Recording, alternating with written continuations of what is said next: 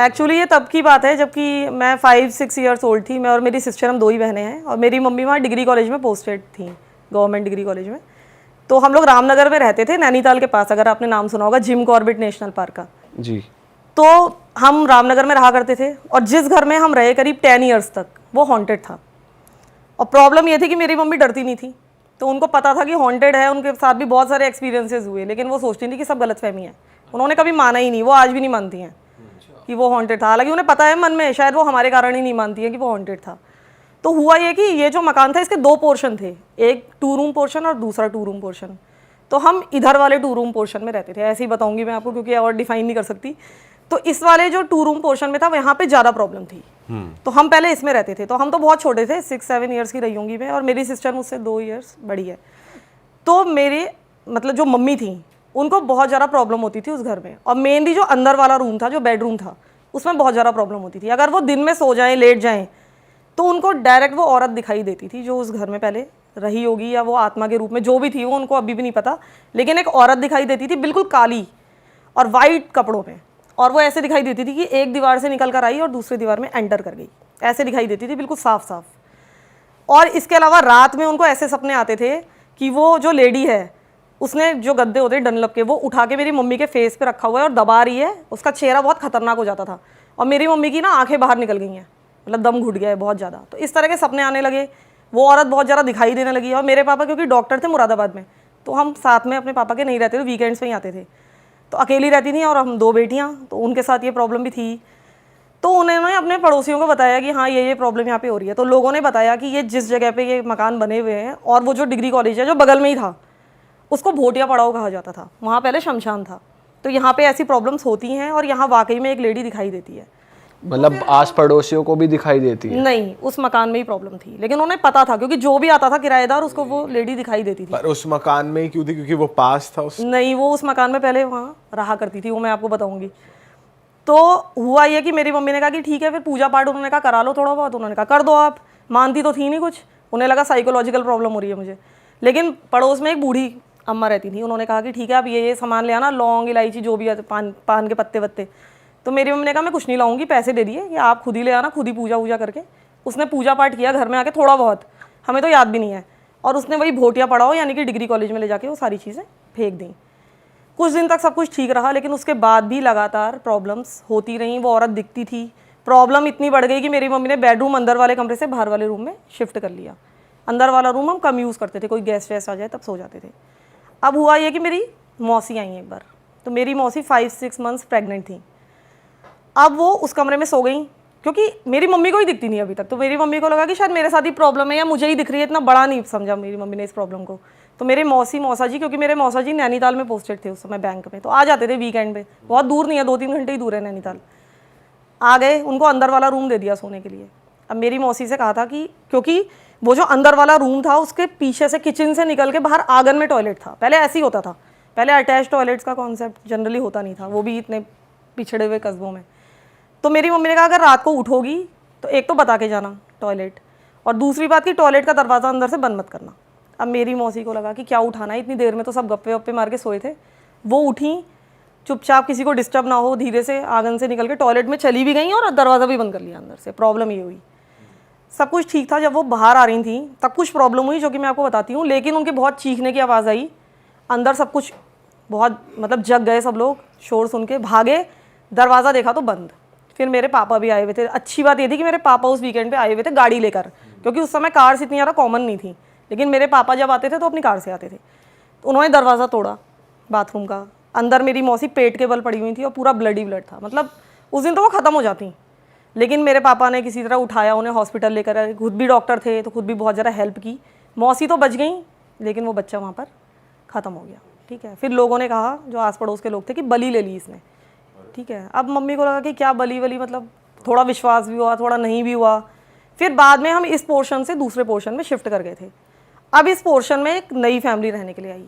ठीक है, वो लोग अग्रवाल थे, वो लोग उस घर में रहने लगे। वो काफ़ी बड़ी फैमिली थी, मतलब 8-10 मेंबर्स थे, 6 तो उनके बच्चे ही थे और मम्मी पापा सब। तो अंदर वाले रूम को भी यूज़ करते थे, बाहर भी। तो उनकी जो मिडिल वाली जो डॉटर थी, जिसका नाम था अनीता, उनको ज़्यादा प्रॉब्लम हुई। मुझे लगता है जिसके ग्रह थोड़े कमज़ोर होते हैं उसे होती है शायद। तो उसे प्रॉब्लम होनी शुरू हुई, उसे बहुत ज़्यादा वो लेडी दिखने लगी। फिर से एक बार फिर से, मतलब वो गई नहीं थी, वो उसी घर में है। एक बार इनके रिलेटिव्स आए हुए थे कई सालों के बाद, मतलब मेरी मौसी वाली घटना को हो गए थे 3-4 साल। उसके बाद वहाँ पर उनकी एक रिलेटिव आई जो कि प्रेग्नेंट थी, यही 6-7 मंथ्स प्रेग्नेंट थी। वो भी उस कमरे में सो गई, और जब वो सो गई, और ये बात उनको पता भी नहीं थी मेरी मौसी वाली, शायद हमने कभी बताई नहीं होगी। वो सो गई और वो रात को उठी तो ये वाली प्रॉब्लम नहीं हुई बाथरूम वाली, उस कमरे में एक खिड़की थी जो कि गली में खुलती थी, बीच में गली थी। उनकी नज़र ना उस खिड़की पे गई अचानक से ही, तो उन्होंने देखा उस खिड़की पे एक बच्चा खड़ा हुआ है, मतलब होगा 8-10 साल का, और पूरा सिर से पैर तक खून से तर है, एकदम वाइट जैसे होती है डेड बॉडी वैसा चेहरा, और पूरा ना ब्लड टपक रहा था उसकी शरीर से पूरा नीचे तक। मतलब वो इतनी ज़्यादा घबरा गई ना उसे देख के कि वो चीख भी नहीं पाई डर के मारे, वो बस उसे देखती ही रही, और वो बच्चा भी डायरेक्ट उनको ही देख रहा था, और चांद की रोशनी थी, बिल्कुल साफ नज़र आ रहा था। पता नहीं उन्हें क्या हुआ, पैनिक के कारण उनका मिसकैरेज हो गया, वहीं बेड पर ही पड़े पड़े। तो यानी कि उस घर ने कुल मिलाकर 2 बलि ली। उसके बाद मुझे लगता है कि वो औरत थोड़ा सा शांत हुई।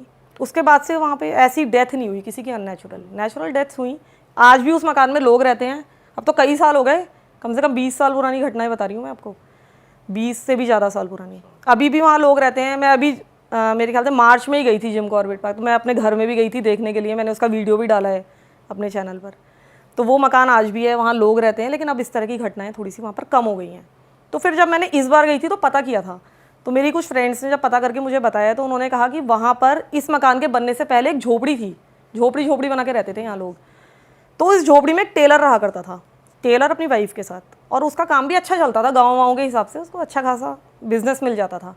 तो जब ये लोग आए हमारे मकान मालिक, इन्होंने कहा अब हम यहाँ पर मकान बनाएंगे, तुम अपनी झोपड़ी हटाओ। अब दिक्कत ये हुई कि वो लड़ने लग गया टेलर कि नहीं मैं नहीं हटा सकता, मैं तो यहीं रहूँगा। तो जब बहुत ज़्यादा लड़ाई बढ़ी तो एक बार वो 2-4 आदमियों को लेकर आया मकान मालिक, और उसने इनका सामान उठाकर बाहर फेंक दिया कि इनकी झोपड़ी तोड़ ताड़ के ना भगा दो यहाँ से। तो वो अपना सामान बचाने के लिए आई उसकी वाइफ ना, तो उसको धक्का दे दिया उन लोगों ने, तो वो पेट के बल गिर गई, वो प्रेग्नेंट थी, और उसको हॉस्पिटल ले गए। तो बाद में पता चला कि एक बच्चा नहीं 2 बच्चे थे उसके पेट में, ट्विंस थे, वो भी मर गए, वो लेडी भी मर गई थी। फिर उसका पति वहाँ से चला गया था, उसका क्या हुआ कुछ नहीं पता है, लेकिन ऐसा बोलते हैं कि उसी लेडी की आत्मा थी उस घर में।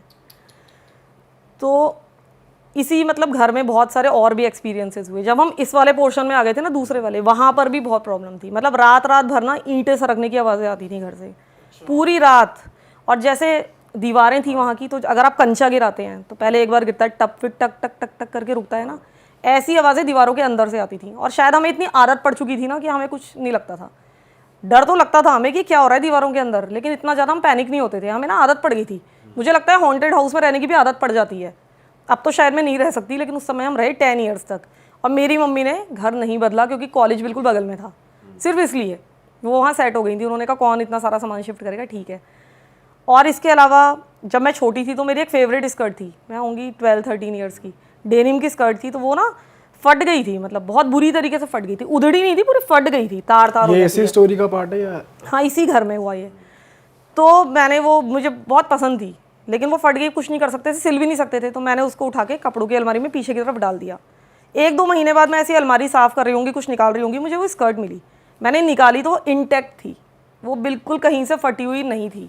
और मैं इतनी छोटी थी, उसके बाद भी मतलब मेरे को बहुत ज़्यादा डर लगा क्योंकि बहुत ज़्यादा अननेचुरल चीज़ थी। मैंने उस स्कर्ट को फिर कभी नहीं पहना, लेकिन वो कई सालों तक हमारे घर में रही और बिल्कुल ठीक, और ना वो किसी ने सिली थी, वो ज्यों की त्यों थी। तो इस तरह की घटनाएं उस घर में हमारी बहुत हुई। इसके अलावा उस घर के पास ना ऊपर जो रोड्स होती हैं, एक्चुअली ना वो खाई जैसी जगह पे बना होता है, जैसे अगर आप रामनगर गए होंगे तो वहाँ पे ऊंची सड़कें भी होती हैं पहाड़ों में। तो उस सड़क से एक बार एक स्कूल की बस जा रही थी ट्रिप पर, स्कूल के बच्चे थे उसमें, तो वो गिर गई थी खाई में, तो बहुत सारे बच्चे वहाँ मर गए थे। तो उस घर में और उसके आसपास के घरों में भी उन बच्चों की आवाज़ें आती थी रात को 2-3 बजे, और वो आवाज़ें मैंने खुद सुनी है। ऐसा बहुत कम हुआ कि मैं रात को 2-3 बजे जागी होंगी, क्योंकि हमारी नींद अच्छी थी। चीखने जैसे बहुत दूर से ना कुछ बच्चे चिल्ला रहे हों, जोर जोर से, मतलब मिक्स आवाज़ें आती थी, बहुत ही हल्की आती थी, सिर्फ आप रात को ही सुन सकते हैं उन्हें। 2-3 बार मैंने वो आवाज़ें भी सुनी, तब मुझे यकीन हुआ कि हाँ। और सिर्फ हमारे घर में नहीं, बहुत सारे घरों में आती थी, मतलब वो कॉमन चीज़ थी वहाँ कि यहाँ पर उस बस के बच्चों के चिल्लाने की आवाज़ आती है। अच्छा, मुझे एक चीज़ पूछनी है आपसे, जैसे आपकी मदर ने आपकी मौसी को कहा था कि तू वॉशरूम जाए तो बता के जाना और कुंडी मत लगाना, तो आपकी मदर के साथ भी कुछ हुआ था ऐसा कि नहीं, वो मेरी कुंडी लगाने से प्रॉब्लम हो जाती है, ऐसा कुछ? नहीं, जब प्रेग्नेंट लेडीज़ होती है ना अक्सर, तो उनको मना ही किया जाता है कि कुछ भी प्रॉब्लम हो गई तो तुम कुंडी मत लगाओ। मतलब मैंने अभी तक भी देखा है कि लोग मना करते हैं कि बता के चले जाओ, कुंडी मत लगाओ। अभी भी हमारी मम्मी हमें बोलती हैं कि मत लगाओ कुंडी, ये वाली बात थी बस। और बता के जाओ क्योंकि इतनी दूर चल के तुम जाओगी, और उनका ना पहले भी एक मिसकैरेज पहले हो चुका था, तो ये बच्चा उनके लिए बहुत ज़्यादा प्रीशियस था, तो वो बहुत ज़्यादा लोग सतर्क थे कि अब कुछ ना हो जाए। तो इसमें वैसे आप जब तक रहे थे तो किसी को ऐसे नहीं बुलाया कि उपाय हो जाए या कोई हवन हो जाए? मेरी मम्मी ने कुछ किया ही नहीं ना, हो सकता है उस फैमिली ने बाद में किया हो, उसका हमें नहीं पता, क्योंकि तब तक हमारा फिर ट्रांसफ़र हो गया था कुछ सालों के बाद। लेकिन मेरे जब तक हम रहे 10 सालों तक कुछ नहीं किया किसी ने। आपके साथ पर्सनली कुछ ऐसा हावी नहीं हुआ आप पे और हम आपकी पे तो नहीं सिस्टर हुआ, पे? नहीं, हमारे तो ग्रह बहुत मजबूत है। अच्छा। तो ऐसा कुछ हावी नहीं हुआ। और आज भी मतलब मैंने देखा बहुत कुछ है अपनी ज़िंदगी में, तो इसीलिए मतलब मैंने ये चैनल भी बनाया, मुझे इंटरेस्ट है इन चीज़ों तो आपकी मॉम को अगर दिख रहा था तो उनके चेक करवाया था कि उनके ग्रह में। थोड़े उनके हैं ग्रह ऐसे? हमसे तो कमजोर ही हैं अच्छा। क्योंकि मैं मूल ग्रह की हूँ, ऐसे कहते हैं मूल, और मेरी बहन भी थोड़ी सी मंगली है, तो ये ग्रह मजबूत माने जाते हैं, इनको जल्दी से कुछ होता नहीं है। मेरी मम्मी के ग्रह थोड़े से नॉर्मल थे, लेकिन उन पे भी कुछ भी हावी नहीं हुआ, क्योंकि मुझे लगता है यकीन करने पर भी होता है शायद। हाँ ये तो लोग यकीन नहीं करते, शायद उनके साथ कम होता है। वहाँ ध्यान ही नहीं जाता ना फिर आप। लेकिन उन्होंने एक चीज़ उस घर में शुरू की थी, वो थी हनुमान चालीसा पढ़ के ही सोती थी पूरी, और इसी कारण हमें भी पूरी हनुमान चालीसा याद हुई। एक लाइन वो बोलती थी, एक हम, और रात को जब हम सोने के लिए लेट जाते थे लाइट वाइट बंद करके, तब होता था ये नहीं कि मंदिर में पूजा, ऐसा नहीं था, कभी भी नहीं रहा उनका। आर्य समाजी हैं हम लोग बेसिकली। अच्छा। लेकिन वो हनुमान चालीसा तब से पढ़ने लगी थी, शायद इसी कारण से मुझे लगता है कि उन पे कम हावी हुआ, क्योंकि ये प्रैक्टिस थी जो अभी तक चल रही है उनकी, अभी भी करती हैं सोने से पहले। अच्छा, जो आपका चैनल है उस पे आपको लोग भेजते हैं, आप वो नरेट करते हो या अपने ही एक्सपीरियंसेस बताते नहीं, लोग भी भेजते हैं मुझे, बेसिकली तो मेरा क्राइम स्टोरीज ज़्यादा सुनाती हूँ मैं। हो? अच्छा, तो आपके पास मैंने सुना ब्लैक मैजिक की भी एक बहुत स्कैरी स्टोरी आई थी। दो हैं मेरे, चाहता हूँ कि आप वो सुनाओ। वो मेरी हमारी अपनी है, audience को। मेरी अच्छा अपनी फैमिली की है वो। अच्छा, तो आप बताओ क्या हुआ एक तो मेरी फ्रेंड के बगल में ही, मैं एक्चुअली कोटद्वार में भी रहे हैं हम लोग, मेरी मम्मी कोटद्वार में ही पोस्टेड रही हैं। कोटद्वार का नाम शायद आपने सुना होगा, नहीं सुना होगा, सुना है? अच्छा, तो कोटद्वार में मेरी मम्मी रही हैं, वहाँ के डिग्री कॉलेज में ही पोस्टेड थी। हम रामनगर से ट्रांसफ़र होकर कोटद्वार ही आए थे। तो वहाँ पर मेरी एक फ्रेंड है, उनके पड़ोस वाले घर की ये घटना है। तो इनके पड़ोस में एक लड़की थी, उसकी मम्मी और एक और बहन, उसकी शादी हुई थी कोटद्वार के पास के ही किसी शहर में, छोटे से टाउन में, क्योंकि कोटद्वार भी अपने आप में एक टाउन ही है। तो जब उसकी शादी हुई और कुछ समय के बाद वो वापस आ गई अपने घर, तो फिर बाद में पता चला कि आखिर हुआ क्या था। एक्चुअली उस लड़की की शादी जिस लड़के से हुई थी वो फ़ौज में था, फ़ौज में ही बोलते हैं वहाँ, मतलब आर्मी में था, आर्मी में किसी छोटी मोटी पोस्ट पे था। तो इनकी अरेंज मैरिज हुई, सब कुछ बहुत बढ़िया, इनका कोई अफेयर नहीं था, ना लड़की का ना लड़के का, पहले से कोई अफेयर नहीं था, सब कुछ बहुत बढ़िया था, कोई दान नहीं दहेज नहीं, मतलब बढ़िया शादी हुई। शादी हुई, ये जो लड़का था जो आर्मी में था वो अकेला है अपने माँ बाप का, उसकी ना कोई भाई है ना कोई बहन है, माँ बाप भी साथ में ही रहते थे। लड़का भी कुछ दिन तक रहा लड़की के साथ, लड़की का नाम मेरे ख्याल से कविता था, कविता ही रख लेते हैं हम, वैसे मुझे उसका ओरिजिनल नाम पता नहीं है। हाँ यही रखते हैं, कुछ और नाम ही रखते हैं। हाँ। ठीक है, तो कविता उसका नाम था। तो कविता गई वहाँ शादी होकर, सब कुछ ठीक रहा, उसका पति कुछ दिन तक उसके साथ रहा, 15-20 दिन, उसके बाद वो अपनी पोस्टिंग पर चला गया जहाँ उसकी पोस्टिंग थी। ये अपने सास ससुर के साथ रहने लगी। अब इसके सास ससुर ने एक चीज़ नोटिस की कि ये बाकी तो सब कुछ बहुत अच्छा करती है, घर का काम भी करती है, स्पेशली खाने पीने का बहुत ज़्यादा ध्यान रखती थी सास ससुर के। सुबह उठती थी, सबसे पहले चाय मैं ही बनाऊँगी, ठीक है, कभी भी पानी पीने उठ रहे हैं तो आप मत उठो, मैं आपको पानी पिलाऊंगी, उनके कमरे में जग में पानी भर के रखना, खाना बनाना, सब कुछ अच्छा करती थी। लेकिन जो बाकी टाइम होता था वो अपने कमरे में जाकर, कमरा मतलब बंद भी नहीं करती थी लेकिन उड़का के अंदर ही रहती थी, सास ससुर से बहुत ज़्यादा बात नहीं करती थी। अब सास ससुर को थोड़ा सा अजीब लगता था, वो चाहते थे कि हमारी बहू हमसे बात करे, लेकिन वो नहीं करती थी। तो उन्हें लगा कि चलो ऐसे ही इसका नेचर होगा, कोई बात नहीं, होता है, अपना अपना नेचर होता है। ये बात उन्होंने अपने बेटे से भी कही। अब बेटा जो था वो बहुत ज़्यादा आज्ञाकारी माँ बाप का, मतलब बहुत ही ज़्यादा, और माँ बाप भी अच्छे हैं, ऐसा नहीं कि बहू की चुगली कर रहे हैं, ऐसा नहीं था। वो बस बताते थे कि हमें थोड़ा सा वियर्ड लगता है कि मतलब हमसे बात नहीं करती ज़्यादा बहू, अपने मन की बात शेयर नहीं करती, खुश है नहीं खुश है हमें पता नहीं चलता। तो बेटे ने कहा नहीं नहीं ऐसा कुछ नहीं है, ठीक है, अभी नई नई शादी हुई है, ठीक हो जाएगी, अभी अजीब सा लगता होगा। तो ये हुआ, ये सब चलता रहा। बेटा क्या करता था, उसकी सैलरी आती थी, 2-3 हज़ार अपनी वाइफ को भेजता था, बाकी अपने पेरेंट्स को, स्पेशली अपने पापा को, कि आप इन्वेस्ट कर देना, मतलब पूरा सारा पैसा माँ बाप को ही देता था, और माँ बाप भी अच्छी जगह इन्वेस्ट करते थे। अब ये जो बहू थी, इसने कुछ दिनों के बाद, करीब 5-6 महीने के बाद शादी के, कहा कि मैं जॉब करना चाहती हूँ, मैं जॉब कर लूँ। उन्होंने कहा ठीक है कर लो। हालांकि वो छोटा सा टाउन था, बहुत बड़ा टाउन नहीं था, तो बहुत ऐसी जॉब अपॉर्चुनिटीज़ नहीं थी, लेकिन एक ऑफिस उसने ज्वाइन कर लिया, छोटी मोटी नौकरी 10-12 हज़ार की। उन्होंने कहा चलो ठीक है आप कर लो। ससुर ने कहा कि मैं जाऊँगा आपको छोड़ने के लिए रोज़, और लेने भी मैं आऊँगा। तो उसने बहुत मना किया कविता ने कि नहीं नहीं मैं खुद चली जाऊँगी, आप परेशान मत होइए। ससुर ने कहा कि नहीं नहीं मैं ही जाऊँगा छोड़ने, मैं ही लेने आऊँगा, और हमारे यहाँ ऐसे अच्छा नहीं मानते ज़्यादा, छोटा शहर है, लोग बातें बनाएंगे, कहाँ जाती है। चलो ठीक है, वो उसको छोड़ने जाते थे ऑफिस में। शाम को लेने भी जाते थे, करीब 2-3 बजे उसकी छुट्टी हो जाती थी।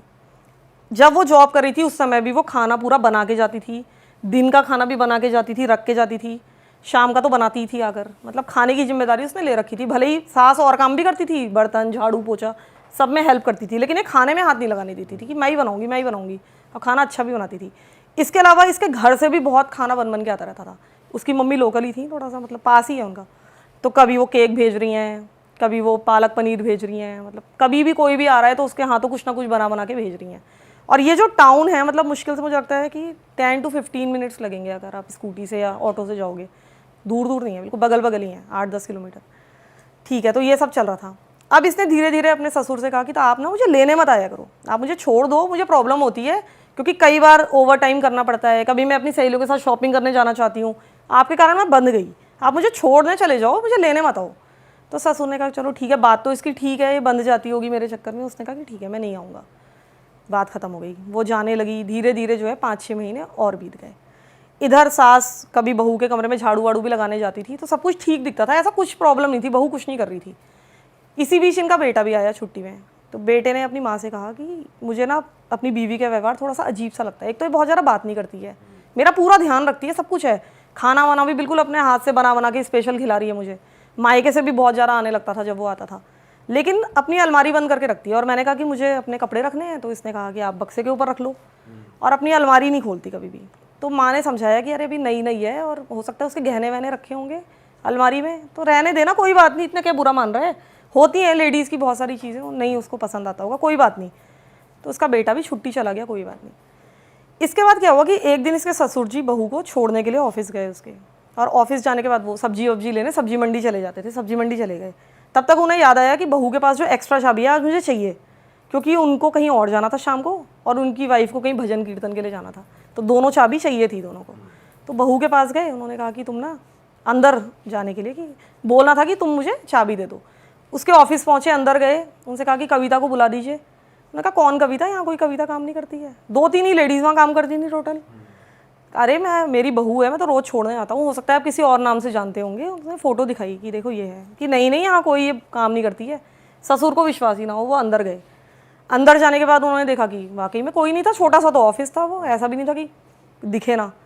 वो बाहर आए, उनको बहुत ऑड लगा, उन्होंने कहा चलो ठीक है, वो अपने घर आ गए। घर आने के बाद उन्होंने अपनी वाइफ को बताया। इधर जो इनकी वाइफ थी वो बहुत ज़्यादा बीमार रहने लग गई थी, मतलब इतनी ज़्यादा बीमार कि मतलब बेड रिडन ही हो गई थी एक तरह से। धीरे धीरे उसकी हेल्थ गिरती जा रही थी। सारे टेस्ट करा लिए, सारे डॉक्टर्स को दिखा लिया, खाना इंप्रूव कर लिया, विटामिन्स दे दिए, सब कुछ कर दिया, कुछ भी इम्प्रूवमेंट नहीं था। मतलब वो एक तरह से बहू पर ही डिपेंड हो गई थी, बहुत ज़्यादा कमज़ोर थी, बहुत ज़्यादा। अब इन्होंने जाके अपनी वाइफ को बताया कि ऐसा ऐसा हुआ, और ये तो जाती ही नहीं है ऑफिस, पता नहीं कहाँ जाती है। तो इनकी सास ने कहा कि अच्छा ठीक है, मैं बेटे से बात करती हूँ। बेटे को फ़ोन मिलाया, तो बेटे को बताई सारी बात। तो बेटा बोला कि अच्छा आप ना उससे कुछ कहना मत, आप ना कल जाके देखो कि जाती कहाँ है, हो सकता है इसका कुछ अफेयर चल रहा हो, कुछ होगा चक्कर। तो इन्होंने बहू से कुछ नहीं कहा उस दिन। अगले दिन ससुर छोड़ने गए बहू को, और पास में चाय की टपड़ी जैसी थी, वहाँ पे जाके बैठ गए, वहाँ से नज़र रखने लगे। तो देखा वो बहू विद इन मतलब 10 मिनट्स बाहर निकली, उसने ऑटो रोका और चल दी कहीं। तो ये बहू के पीछे पीछे गए, तो अपने मायके जा रही थी वो। तो इनको ये तो पता चल गया ये जाती तो अपने मायके है, कहीं नहीं जाती है, लेकिन फिर भी इन्होंने अपने बेटे को बताया कि ऐसा ऐसा है। तो बेटे ने कहा कि ठीक है, मैं आता हूँ, मैं पूछता हूँ कि इतने समय से झूठ क्यों बोल रही थी, इतना बड़ा झूठ, मैं छुट्टी लेके आता हूँ, वैसे भी छुट्टी आने वाला था, वो 1-2 दिन पहले आ जाता हूँ। उसने कहा कि कुछ मत बताना उसे, मेरे को आने दो, ठीक है। तो इन्होंने कहा ठीक है। ये घर आए, इन्होंने अपनी वाइफ को बताया कि भाई ये तो वहाँ जाती है, पता नहीं क्या करती है। तो इनकी सास ने कहा कि ये अपनी हमेशा अलमारी भी बंद करके रखती है, इसकी अलमारी देखते हैं, अलमारी में क्या छुपा रखा है इसने। हो सकता है इनके बेटे ने भी इनको ये सजेस्ट किया था कि हो सकता है कुछ अफेयर चल रहा हो, कुछ लव लेटर्स हो, कुछ तो मिलेगा, कुछ तो सबूत मिलेंगे, ये तो बाद में सारे गायब कर देगी, आप ऐसा करो कि इसकी अलमारी चेक करो। ये घर आए तो अलमारी लॉक थी बहू की, ढूंढा तो गद्दे के नीचे से चाबी मिल गई। बिल्कुल रियल स्टोरी है ये, वो लड़की आज भी है। तो इन्होंने वो अलमारी खोली, तो अलमारी खोल के तो मतलब उनके होश ही उड़ गए बिल्कुल। अलमारी के अंदर उनकी बेटे की फ़ोटो रखी हुई थी, दिया जल रहा था, आटे का दिया बना के जला रखा था, सिंदूर पुता हुआ था, एक तेल की कटोरी थी, उसमें उनके बेटे की पासपोर्ट साइज़ फ़ोटो रखी हुई थी, पता नहीं क्या क्या तिल विल, पता नहीं जो होता है ना काला जादू का सामान टाइप का, ऐसा लगा उन्हें, वो सब दिखा। तो सास को तो बिल्कुल चक्कर आ गया देख के, क्या कर रही है ये। और उधर कहीं भी ऊपर वाले उसमें कपड़े वपड़े कुछ नहीं थे, बस वो जल रही थी। उन्होंने अपने बेटे को बताया कि ये है, तो बेटे ने कहा बंद कर दो और चाबी जाए वहाँ रख दो और कुछ मत कहना उससे, मैं आ रहा हूँ। अब बेटा तुरंत कि मैं फ़्लाइट पकड़ूंगा, रात की सुबह ही आ जाऊँगा, ठीक है। उसने फ़्लाइट बुक कराई, सुबह अर्ली मॉर्निंग की फ़्लाइट लेके वो आ गया। जब आया तो बहू अपने कमरे में सो रही थी, सीधे घुसा वो कमरे में 5-6 बजे। उसने कहा कि भाई क्या चल रहा है, ये अलमारी खोल अपनी पहले। अब बहू तो नींद में वैसी घबरा गई बहुत ज़्यादा, वो आनाकानी करने लगी। उसने उठाया गद्दा, उसे बता दिया था माँ बाप ने कि वहाँ चाबी है, सीधे खोला ताला, अभी भी जल रहा था दिया, मतलब जलता ही रहता था। उसने कहा क्या है ये बदतमीजी, क्या है, क्या कर रही हो तुम।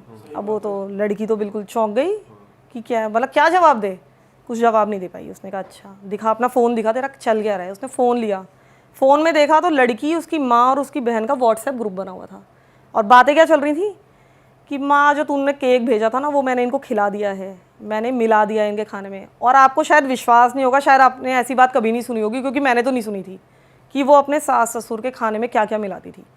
वो सुबह उठ के अपने अंडरगारमेंट्स धोती थी, उसका पानी से वो चाय बनाती थी, उसी पानी से वो खाना बनाती थी। मतलब ये माना जाता है कि वशीकरण के लिए अपनी चीज़ों को मतलब डालना पड़ता है खाने में।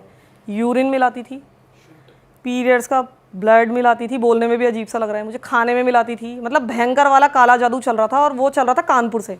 पक्का है कि यही मिलाती थी। उसके व्हाट्सएप चैट में निकला कि अरे मुझे अभी हुए नहीं है ना, जब होंगे तो फिर तब करूँगी, आज मैंने उनके खाने में ये मिला दिया, आज मैंने उनके खाने में वो मिला दिया। बोली अरे तू यूरिन मिलाना तो नहीं भूली, वो लिख रहे हैं वहाँ से, कह रही है हाँ मैंने मिला दी है। मतलब सास की तो ऐसी तबीयत खराब हुई, सास ससुर दोनों की एक्चुअली बहुत ज़्यादा, उनको तो बिल्कुल नर्वस ब्रेकडाउन हो गया सुन के ही, इतनी घिन आई उन्हें, उनको तो हॉस्पिटल में एडमिट करना पड़ा। मतलब ये स्थिति मतलब हो गई वो थी। शॉक में चले वो गए। शॉक में ही चले गए, सदमे में ही चले गए, बहुत ज़्यादा और तबीयत ब्लैक खराब हो गई। मैजिक की वजह से भी उनकी तबीयत डाउन हो रही थी। हाँ वो तो ब्लैक मैजिक इसी के थ्रू कर रही थी, खाने में पता नहीं क्या क्या मिला रही थी वो, और इसके अलावा अपने पति को वश में करना चाह रही थी। तो बाद में ये पता चला कि ये उसका तंत्र मंत्र कानपुर से चल रहा था। उसकी माँ भी ये सब कुछ करती थी, और माँ ने जो उसकी बड़ी बेटी थी, उनका घर ऑलरेडी तोड़ लिया था, मतलब ससुराल से उसका नाता ख़त्म। उसका जो पति था वो इन्हीं के घर में पड़ा रहता था, मतलब मायके में, वो पूरी तरह से इनके वश में था। इधर जो इसका पति था वो इसको वश में करना चाह रही थी अपने, कि बस मेरे ही कंट्रोल में हो जाए, पहले सास मर जाए फिर ससुर मर जाए। ससुर पे शायद इसलिए असर नहीं हुआ जो कहा जाता है, इतना ज़्यादा नहीं हुआ, क्योंकि ससुर बहुत ज़्यादा पूजा पाठ करते थे, 1-1 डेढ़ घंटा ना वो पूजा पाठ ही करते रहते थे। कई बार लेडीज़ को या जेंट्स को ऐसा लगता है कि अगर उनका स्पाउस कर रहा है पूजा तो हमें क्या जरूरत है, होता है ना कि घर में वो दिया जला तो रहा है, कोई बात नहीं, घर में तो जल गया तो हमें क्या जरूरत है पूजा करने की। तो सास नहीं थी पूजा पाठ वाली, ससुर थे। ससुर सुबह भी 1-1.5 घंटा पूजा पाठ, शाम को भी, शायद इस कारण से उन पर असर नहीं था। सास नहीं करती थी तो जल्दी असर हो रहा था। और इधर जो उसकी माँ थी वो जो भी मायके से बना के खाना भेजे उसमें भी कुछ कुछ मिला के अपना भी, ताकि उसके भी वश में हो जाए वो लोग। इसीलिए वो भी अपना डिस्चार्ज वगैरह गंदगी, हाँ ये सब चीज़ें मिला के, इसलिए सास की भी हेल्थ डिग्रेड हो रही थी। वो इस कारण हो रही थी, सास की ज़्यादा हो रही थी, सास को मारने के चक्कर में थे ये, वो भी धीरे धीरे, ताकि तो वो क्या चाह रही थी कि प्रॉपर्टी हड़पेगी या क्या करेगी? प्रॉपर्टी हड़प लें, क्योंकि अपना सारा पैसा तो बेटा देता है माँ बाप को। इसको ये चीज़ बहुत बुरी लगती थी, इसको ये था कि मैं ही एक छत्र राज करूँ, सास ससुर दोनों जाएं रास्ते से, सारा पैसा मेरे पास आए, मेरी माँ के पास ऐसी हो जाए जैसे मेरे जीजा जी बने हुए हैं बिल्कुल घर में, और सारी सैलरी मेरी माँ को मिले और हम सब मिलजुल के, मतलब माँ बहन सब एक साथ रहें, जो भी रहा होगा। इसके अलावा इनका जो पति था यानी कि कविता का हस्बैंड, जब आर्मी में अपनी पोस्टिंग में जाता था, क्योंकि इस बीच वो 2-3 बार आया, तो इसकी सास उसके लिए अचार घी सब कुछ बना के देती थी कि तू ये ले जा, ये वहाँ पे खाना, जैसे होता ही है आर्मी वाले जाते हैं तो बहुत सारी चीज़ें बना के देते हैं घर वाले, मटरी वटरी। तो इसकी क्या आदत थी, ना तो ये घी खाता था ना इसको अचार पसंद था, तो ये वहाँ ले जाता था और उसके दोस्त वगैरह खा लेते थे। और ये कहा जाता है कि ये वशीकरण जिसके लिए किया गया है उस पर ही असर होगा, ये नहीं कि इसके दोस्त खाएंगे तो उन पर असर होगा, ऐसा नहीं होता है। तो इस कारण से इसके पति पर अभी तक कोई वशीकरण का असर नहीं दिख रहा था इन लोगों को। ये लोग बहुत परेशान थे कि इसको ऐसा क्या खिलाएं, क्योंकि वो रहता नहीं था। ये अच्छी बात थी। जो इनके जीजा जी थे वो तो बैंक में थे, रोज खा रहे थे वो वशीकरण वाला खाना, तो वो बहुत जल्दी वशीकरण में आ गए थे। इसका पति क्योंकि आर्मी में था तो वो खिला नहीं पाई उसको कुछ ज़्यादा, ये है इस और कारण। इसके बाद क्या बात बनी, जैसे मान लो इनको मालूम पड़ गया, अब इनको मालूम पड़ गया तो अच्छी बात ये थी कि इन्होंने इसको मारा पीटा नहीं, उन्होंने इसको घर से भगा दिया कि जा भाई अब डिवोर्स वगैरह हम डिवोर्स देंगे अब हाँ तो नहीं, फिर डिवोर्स का केस डाला। ये तो 6-7 साल पुरानी बात हो गई। उसके पति ने डिवोर्स का केस डाला, सब लोगों ने गवाही दी जितने भी थे, लेकिन आपको पता ही है कि महिलाओं के अधिकार कितने ज़्यादा हैं। उसने कहा कि मुझे वापस बुला लो, मतलब बहुत रिक्वेस्ट की कि मैं अब ऐसा नहीं करूँगी, मम्मी ने सबने कि वापस रख लो इसको, अब कुछ नहीं करेगी। उनका तो विश्वास, क्योंकि इतना गंदा था ना ये तो चीज़ ही ऐसी है कि ना करूंगी तो बोलने से जस्टिफाई हो ही नहीं सकता, ये तो इरिवर्सिबल है, तुमने चीज़ ही ऐसी कर दी है। इरिवर्सिबल था, सही बात है। उसके बाद उन्होंने कहा कि नहीं हम वापस तो नहीं रखेंगे, हम तलाक ही लेंगे। तो उस लड़की ने क्या किया, इन पे दहेज का केस डाल दिया, क्योंकि शादी हुए तो अभी 1.5-2 साल ही हो रहे थे, और दहेज का केस तो बन ही जाता है 7 साल तक। यहाँ खेल जाती हैं कुछ लड़कियां ना यहाँ। तो उन्होंने तो वैसे लिया ही नहीं था कुछ, जैसे आप बता रहे हाँ, लेकिन उन्होंने डाल दिया कि अब मांग रहे हैं। हो, फिर भी हो जाता है। हाँ, तो उसमें कोई गवाह भी नहीं चाहिए ना, जो महिला ने बोल दिया बोल दिया, आप किसी के सामने थोड़ी मांगोगे। ये गलत है थोड़ा। तो उसने डोमेस्टिक वायलेंस और ये ऊट पटांग ससुर पे ये वाला वुमेन कार्ड जब खेलती हैं लड़कियां, ये गलत हो जाता है। तो यही किया उसने। तो वो केस अभी तक चल रहा है। वो पैसा मांग रही है इनसे, अच्छा खासा पैसा मांग रही है, 40-50 लाख रुपए। तो उनके लिए बहुत बड़ी रकम है 40-50 लाख। आर्मी में छोटा सा ही नौकरी है उसकी। तो उसने कहा कि मैं तो पैसा बिल्कुल नहीं दूंगा, 1 रुपए भी नहीं दूंगा, मुझे शादी भी नहीं करनी, मेरा शादी पर से भी विश्वास उठ गया, मैं इसको डिवोर्स भी नहीं देता, मैं ऐसे ही रहूंगा, जब तक केस लड़ना है मैं लड़ूंगा, मुझे कोई मतलब नहीं है इससे। तो वो केस आज भी चल रहा है। वो लड़की आज भी कोर्ट द्वार में अपनी माँ के साथ, अपनी बहन के साथ रह रही है, और उसके जीजा जी भी लगभग वहीं रहते हैं, मतलब वो तो पूरी तरह से उनके वश में है। और उन्हीं का साथ देते हैं कि भाई यही सही है, जो जीजा है। हाँ हाँ, उनको तो वो तो पूरा वश में है, वो तो घर जमाई जैसे बन गए ना अब इनके, उनको तो वही सही लगते हैं। और उनकी अपने माँ बाप से बनती नहीं उनकी होगी अपने बिल्कुल माँ बाप भी। से नहीं बनती ना, उनको तो वो बिल्कुल पत्ता साफ कर चुके हैं उनका।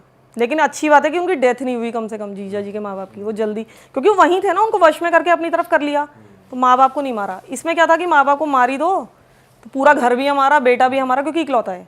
इन्होंने फिर अपनी वो करवाई क्लियंजिंग, मतलब आंटी वो हाँ, ठीक है वो सब करवाई उन्होंने, जो भी किया होगा, पंडित जी से पूजा वूजा करवाई। लेकिन तो वो तबीयत उनकी ठीक हो गई है? हाँ, तबीयत अब बिल्कुल ठीक है, फिट है वो, सब घर का काम वाम सब कुछ करती हैं वो, रहते हैं वो लोग पास में ही, सब जानते हैं उन्हें, मतलब मैंने उन्हें देखा हुआ है, उस लड़की को देखा हुआ है अच्छी तरीके से। लेकिन अब यही है कि बताते थोड़ी हैं, वो कहते हैं हमें दहेज के लिए। इन लोगों ने लड़के घर वालों को भी कन्फ्रंट किया भाई ये सब क्या कर रहे हो आप? हाँ खूब, अरे बहुत लड़ाई झगड़े हुए इनके। लेकिन बहुत अच्छा लगा मुझे कि इन्होंने वायलेंस नहीं किया। नहीं तो ये पता नहीं क्या क्या इल्जाम लगा रही थी। हाँ, हाथ नहीं लगाया बिल्कुल, सीधे उससे कहा कि उठो और निकल यहाँ से, सीधे निकाल दिया। क्या पता वो क्या क्या ये करके सबसे जाती। बढ़िया सोल्यूशन है कि अब चल तुम निकलो, तुम्हारा टाइम पूरा हो गया, हाँ बस, अब डाइवोर्स है भाई। कुछ लड़ियां खुद भी मार के बोल देती हैं इसने मारा है, अपने ही मार लिया, स्क्रैच व्रैच। आधे कपड़े खुद फाड़ लेती हैं कुछ लड़कियां, और ये तो बहुत केसेस ऐसे हमने सुने ही हैं, ये होता ही है, वाकई में होता ही है। एक्चुअली इसमें आपको कोई गवाह भी नहीं चाहिए, क्योंकि ये माना जाता है कि अगर कोई किसी को मारेगा या छेड़खानी करेगा तो सबके सामने थोड़ी ना करेगा, सही तो बात। बिना सबूत के ही सजा मिल जाती है, गैर जमानती है, तो बहुत दिक्कत है ये तो। मतलब जिनका नाम था मोहनलाल अग्रवाल। माँ तारा महाविद्या कितनी शक्तिशाली है, और माँ तारा की कृपा के कारण आप कितनी बड़ी आपत्ति में से का बचाव हो सकता है, इसका बहुत ही सुंदर उदाहरण मैंने मोहनलाल अग्रवाल जी से जाना था। ये शायद वही है जिनकी आपने पहले बात बताई थी, जो बिल्कुल फर्स्ट वाली, जो अघोरनगर हाँ, वागे जो गुजराती में पुस्तक है, जो उनका जो निवास स्थान था वो सुरेंद्रनगर था। गुजरात का ही एक शहर है सुरेंद्रनगर। और उन्होंने अपने पूरे जीवन में यही कार्य किया, अलग अलग तांत्रिक, अघोरी, नागा साधु सभी से मिलकर अपनी साधना के माध्यम से उन्होंने बहुत सारी चीज़ें जो है वो एकत्रित की और फिर उसे पुस्तक में ढाल दी। तो ये मैं बात कर रहा हूँ 1970s की। मोहनलाल अग्रवाल जो थे वो बार बार अपना जो दौरा है वो वहाँ पे माउंट आबू है, पर्वत है जहाँ पे अलग अलग देवी देवता जो हैं वो विद्यमान हैं, और बहुत ही शक्तिशाली पर्वत है। जैसे गिरनार एक पर्वत है जूनागढ़ में, वैसे ही जो आबू है, माउंट आबू, वो भी बहुत ही पवित्र, बहुत ही पावन जगह है। तो छुट्टी के दौरान वो जा रहे थे, आबू रोड पर उनका निवास स्थान था, और उनके एक बहुत ही परिचित तांत्रिक उपासक थे जो थे महाराज अटल गिरी जी। अटल गिरी जी महाराज के वहाँ पे वे रुके हुए थे एक दिन के लिए, और उन्होंने कहा कि महाराज मैं कल आबू जा रहा हूँ और फिर मैं लौट आऊँगा। तो अटल गिरी जी जो थे, अटल गिरी जी ने उनसे कहा कि मुझे अशुभ संकेत प्राप्त हो रहे हैं, मैं आपको सलाह देता हूँ कि आप ना जाएं। पर विधि का विधान तय था और वे गए आबू पे। वहाँ पे रघुनाथ मंदिर में उनका निवास था। जैसे ही आबू पे एक बहुत सुंदर जगह है, अगर आप कभी माउंट आबू अगर आप जाएंगे तो आपको पता चलेगा कि वहाँ पे सनसेट पॉइंट है, सूर्यास्त जो है बहुत सुंदर दिखता है वहाँ से। वो वहाँ पे थे, सूर्यास्त का आनंद ले रहे थे। उसी समय एक अमेरिकन लेडी जो है वो उनके पास आई, जिनका नाम था क्रिस। तो क्रिस ने उनसे आकर कहा कि वो अपने अंकल के साथ थी, शायद मुझे अंकल का नाम याद नहीं आ रहा, विलियम या फिर कुछ नाम था उनका। क्रिस ने आकर कहा कि मैं भारत की संस्कृति के ऊपर बहुत सुदीर्घ काम कर रही हूँ, संशोधन कर रही हूँ मैं, और मैंने अभी तक स्वामी विवेकानंद के ऊपर काम कर लिया है। मेरा एनालिसिस जो है, रिसर्च जो है वो उनके ऊपर पूर्ण हो चुका है, और गांधी जी के ऊपर मैंने रिसर्च कर लिया है। लेकिन अब मैं चाहती हूँ कि किसी एसोटेरिक साइंस यानी कि तंत्र विद्या के साथ जुड़े हुए व्यक्ति का जो है मैं उनके ऊपर रिसर्च करूँ। तो आप क्या मुझे कोई चमत्कार दिखा सकते हैं? यहाँ पे एक बात मैं ये ऐड करना चाहूँगा कि आज की तारीख में बहुत लोग ये कहते हैं कि चमत्कार दिखाओ, अगर तंत्र विद्या है, अगर आप वाकई में इतना कर सकते हो तो ये करके बताओ, वो करके बताओ। तो वो जो लेडी थी क्रिस, उन्होंने भी कहा मोहनलाल अग्रवाल से कि मुझे चमत्कार दिखाओ, मैं वो लिखना चाहती हूँ।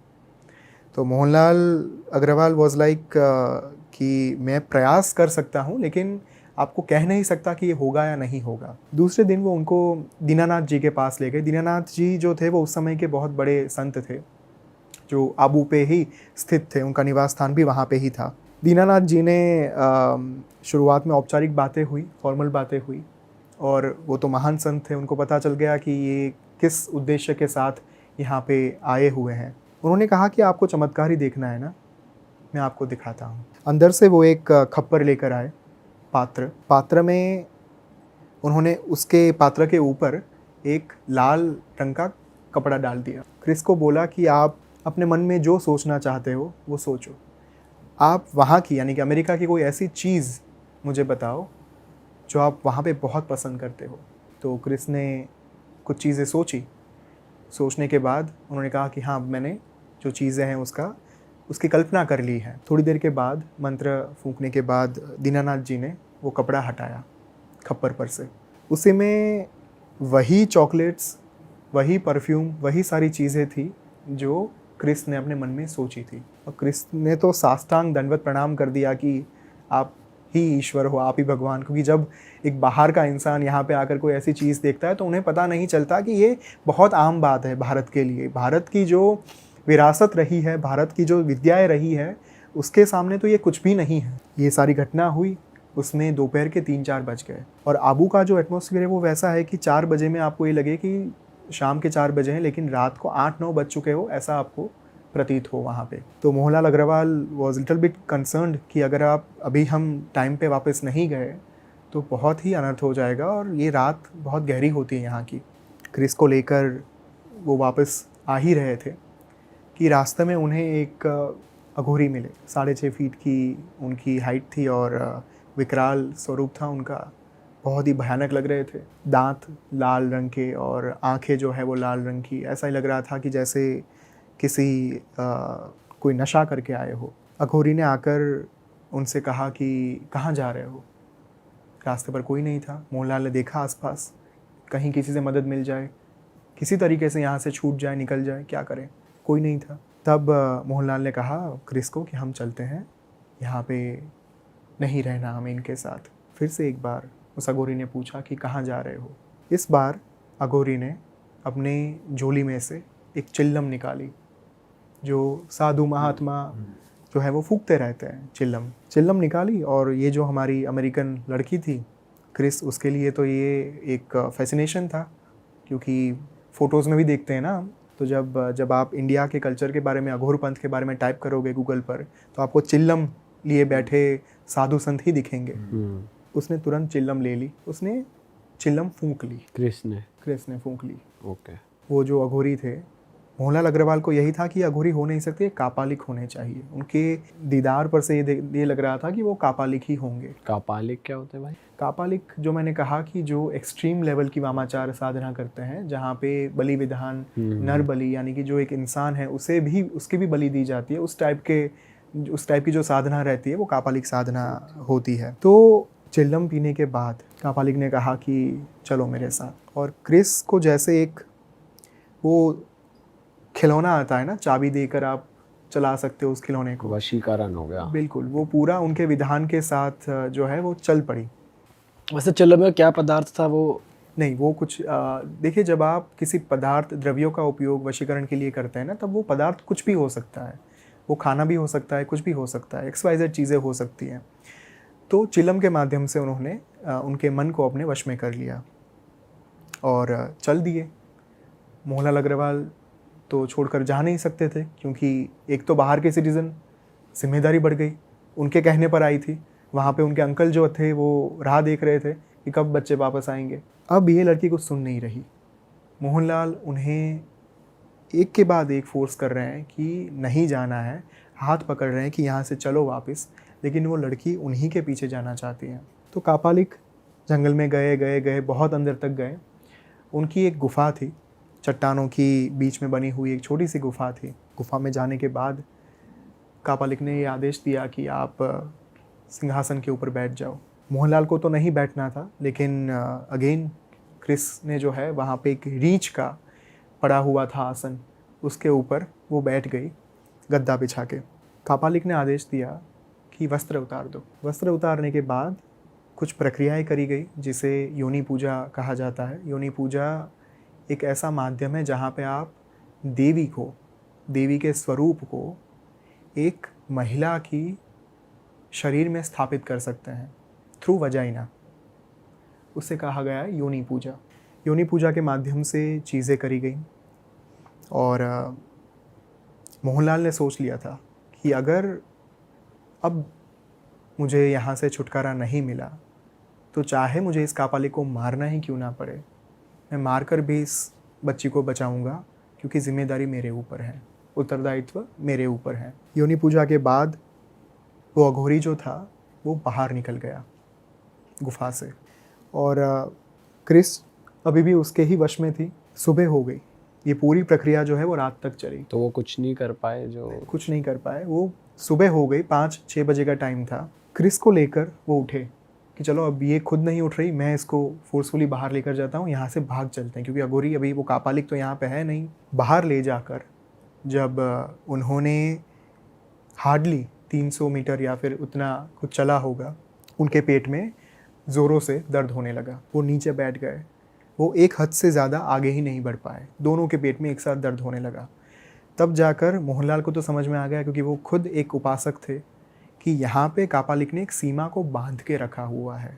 सीमा को बांधना यानी अगर वो कापालिक नहीं चाहता कि आप यहाँ से बाहर निकलो, तो सीमा को एक शक्ति के माध्यम से, ऊर्जा के माध्यम से बांध दिया जाता है। अगर वहाँ से बाहर निकलने की कोशिश करो आप, तो आपके शरीर में दर्द, पीड़ा जो है वो होने लगती है और फिर से उस इंसान को, मनुष्य को वापस उसी घेरे में आना पड़ता है। तो मोहनलाल समझ गए कि यही केस है। वो फिर से क्रिस को लेकर गुफा में आ गए।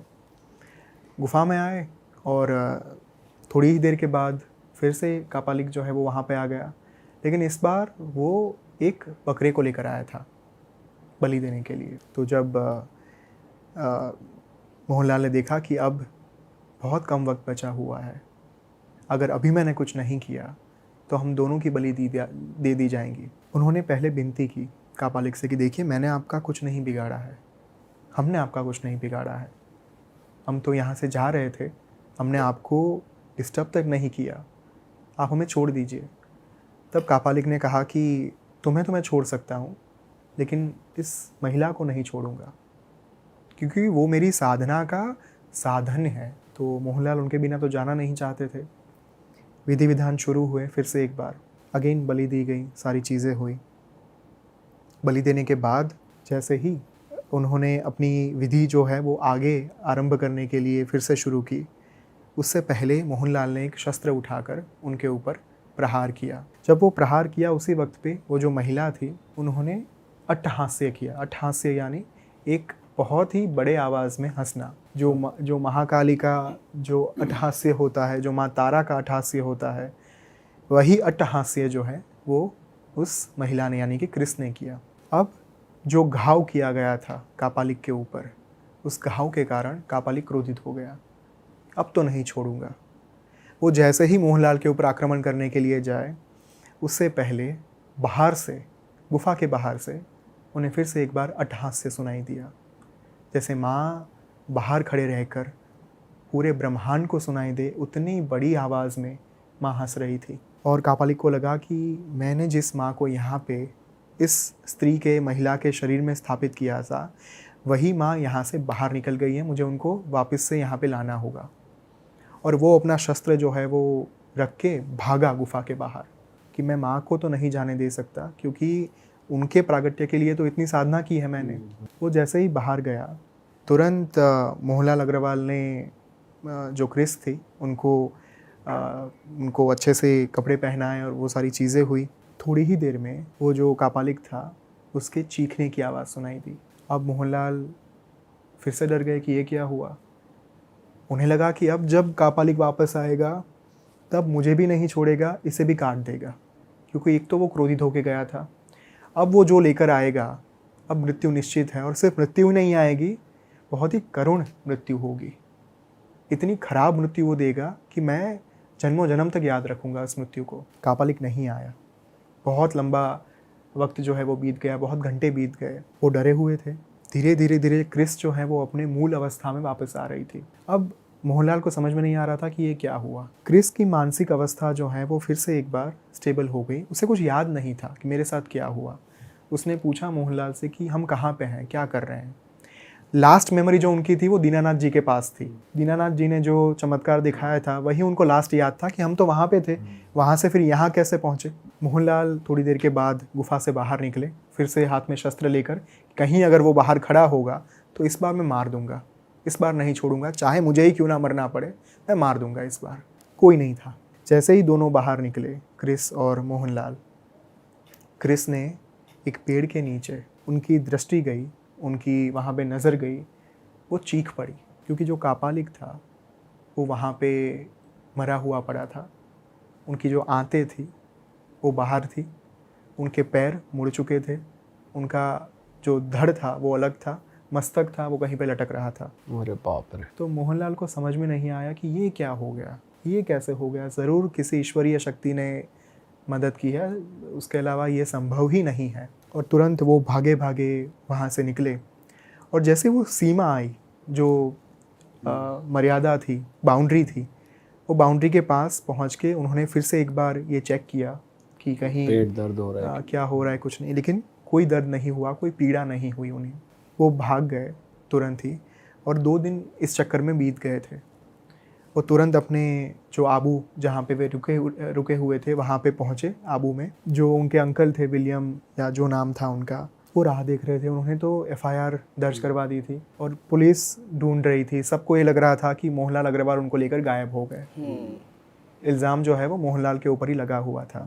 लेकिन बाद में सारी बातें क्लियर हुई। क्लियर होने के बाद जब क्रिस को वापस रवाना कर दिया गया अमेरिका के लिए, उसके बाद वे पहुँचे अटल गिरी जी के पास वापस।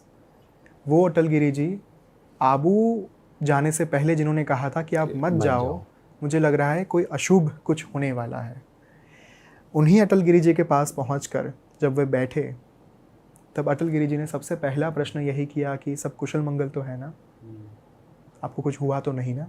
मोहनलाल को तो आश्चर्य नहीं हुआ, क्योंकि वे जानते थे कि वो कितने बड़े सिद्ध हैं। मोहनलाल ने पूछा कि आप बताइए कि हुआ क्या हमारे साथ, और हमारी रक्षा किस शक्ति ने की। जहाँ पे पंछी तक नहीं आ सकता था, वहाँ पे हमारा बचाव किया किसने।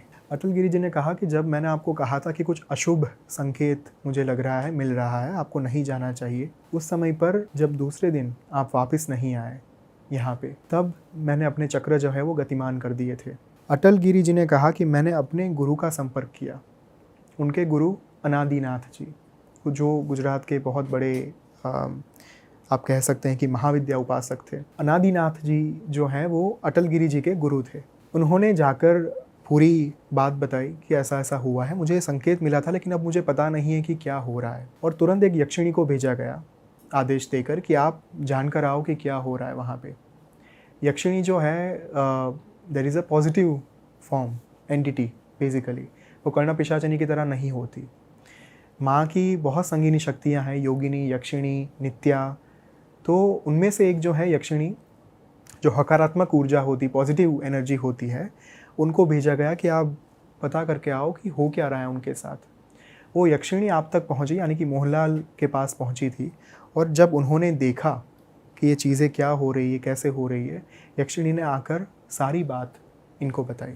तब जाकर जो अनादिनाथ जी थे, उन्होंने माँ तारा का आवाहन किया, जो महाविद्या थी, जो उनको सिद्ध थी। उन्होंने माँ तारा का, उनकी साधना की थी, उनकी उपासना की थी पूरे जीवन।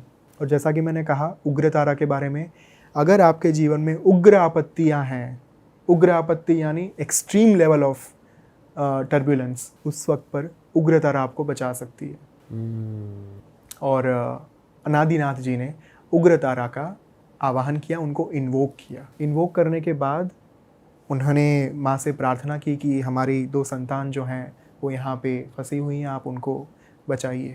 और अनादिनाथ जी के आदेश पर, उनकी प्रार्थना पर, उनकी विनती पर माँ यहाँ पे आई और यहाँ पे एक रहस्य का उद्घाटन हुआ। जो क्रिस, जो गुफा में उसने जो अट्टहास्य किया था, वो अट्टहास्य स्वयं माँ तारा का था। अटल गिरी जी ने कहा कि माँ ये चाहती थी कि आपको गुफा से बाहर निकालकर वो जो महिला है, वो महिला के शरीर में रहकर माँ कापालिक का वध कर देगी, लेकिन आपने हमला कर दिया कापालिक के ऊपर। अब माँ अपना काम पूर्ण नहीं कर पाई। अब माँ ने गुफा से बाहर जाकर अट्टहास्य किया, जिसके कारण कापालिक भागते हुए गुफा के बाहर गया था। वो वास्तव में माँ का हास्य था, लेकिन कापालिक को ये लगा कि उनकी जो देवी हैं वो प्रसन्न होकर बाहर हैं। तो ये पूरा भ्रम पैदा किया गया। जब कापालिक बाहर गया, माँ प्रचंड ऊर्जा की स्वामिनी है, माँ ने एक ही झटके में कापालिक को काट के उसका वध कर दिया। तो यहाँ पे जो घटना हुई, मोहनलाल ने पूछा कि हम उस सीमा रेखा से बाहर क्यों नहीं निकल पा रहे थे। तब अटल गिरी जी ने कहा कि सीमा को बांधा गया था कलवे के द्वारा। कच्चा कलवा एक टर्म होती है जहाँ पे आप एक छोटे बच्चे की आत्मा के माध्यम से उसे कुछ कार्य जो है वो सौंप सकते हैं और कुछ कार्य जो है वो करवा सकते हैं उनसे। तो कच्चा कलवा के कारण वो जो बाउंड्री थी, वहाँ से आप बाहर निकलते तो आपको वो आत्मा जो है वो पीड़ा पहुँचाती है। यहाँ पे मैं एक मूवी की बारे में बात करना चाहूँगा जो है ब्रह्मयुगम, जो बहुत ही रिसेंटली आई है और मैंने आई थिंक थोड़े दिन पहले देखी। साउथ इंडियन मूवी है। ब्रह्मयुगम में एक टर्म इस्तेमाल हुई है, चातन। चातन जो है साउथ इंडिया में उसे कहा गया है वही कलवा इन शॉर्ट, और वहाँ पे यही बात करी गई है पूरी कि कैसे एक बच्चे की आत्मा को जागृत किया जाता है अपने कुछ कार्य को करवाने के लिए। और बहुत ही सुंदर, जैसे कांतारा मूवी थी ना, वह उतनी ही इंटेंस, उतनी ही पावरफुल ये ब्रह्मयुगम जो है वो मूवी थी। तो वहाँ पे ये बात और ज़्यादा आपको अच्छे से देखने को मिलेगी कि ये कैसे होता है, क्या काम करता है कलवा बेसिकली। तो उस कलवे को इस कारण की वजह से वहाँ पे रखा गया था। और फिर जाकर जब माँ ने सारी चीज़ें हटाई, जो माया वहाँ पे फैली हुई थी, उस माया को हटाया, उस कापालिक का वध किया। एक और प्रश्न आया मोहनलाल के दिमाग में कि ये कापालिक था कौन, हमारे पीछे ही क्यों पड़ा था, कोई भी हो सकते थे, हम ही क्यों। तब जाकर अटल गिरी जी ने बताया कि वो कापालिक जो हैं वो मूल आसाम का था। आसाम में उसने किसी के पास से कापालिक दीक्षा ली थी, प्राप्त की थी। कापालिक दीक्षा लेने के बाद वो हिमालय चला गया था। वहाँ पे जो वास्तविक साधु संत महात्मा थे उनको वो परेशान करने लगा था।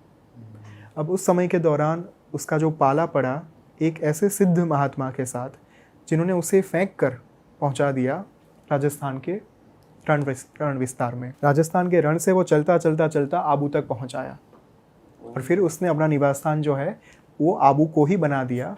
उसका नाम था भैरवपुरी।